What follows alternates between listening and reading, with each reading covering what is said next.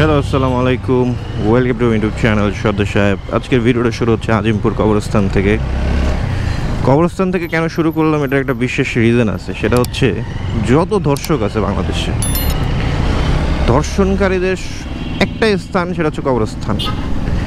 এদেরকে ডাইরেক্ট মৃত্যুদণ্ড দেওয়া উচিত। এখন কেন এই কথাগুলো বলতেছি, কারণ আপনি চিন্তা করুন, আসিয়া একটা মেয়ে যার বয়স মাত্র 10 বছর, একটা 10 বছরের মেয়েকে ধর্ষণ করলো কে? তার দুলাভাইয়ের বাবা এবং দুলাভাই হচ্ছে হেল্প করছে। আমি চিন্তা করি তারা কোন ধরনের পাঠা, বা ওরা তো মানুষের কাতারে পড়েই না, জানোয়ার। আসলে এই জানোয়ারগুলোর উচিত, সরকারের উচিত এদেরকে ডাইরেক্ট শিরোচ্ছেদ করা জনসম্মুখে, যাতে দ্বিতীয় এরকম কেউ না করতে পারে। তাদেরকে তাদের এত প্রমাণাদি থাকা সত্ত্বেও কেন তাদেরকে নিয়ে এত আইনের আওতায় আনতে হবে, এই করতে হবে, সেই করতে হবে? কেন? আপনার কাছে প্রমাণ আছে, সব কিছু আছে। আপনি জাস্ট ডিএনএ টেস্টটা করেন। ডিএনএ টেস্টটা করলে তো প্রমাণ হয়ে যাবে যে সে রেপড না কি। সে তো রেপড। সে যেহেতু রেপড, এটার একটাই বিচার, মৃত্যুদণ্ড, শেষ।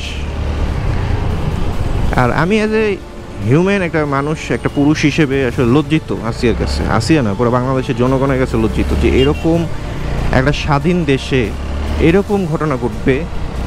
আসলে এটা কাম্য ছিল না কারোই। এখন এই সব ঘটনা আমরা আসিয়াকে পাইছি, এরকম অসংখ্য আসিয়া আছে যারা প্রকাশ্যে আসতে পারতেছে না, লজ্জায়, ভয়ে। তো যাতে এরকম আসিয়ার মতো ঘটনা আর না ঘটে, এটার জন্য সরকারের উচিত একটা কঠিন পদক্ষেপ নেওয়া, যাতে নেক্সট টাইম এরকম কোনো ঘটনা পুনরাবর্তন না হয়। জাস্টিস ফর আসিয়া, এটাই আজকের ভিডিওর টাইটেল হবে। অ্যান্ড সরি ফর আসিয়া, যে তোমাকে আমরা আসলে সেফ রাখতে পারলাম না আমাদের এই দেশে। Thank you for watching my video, and like, comment, share, subscribe করবেন।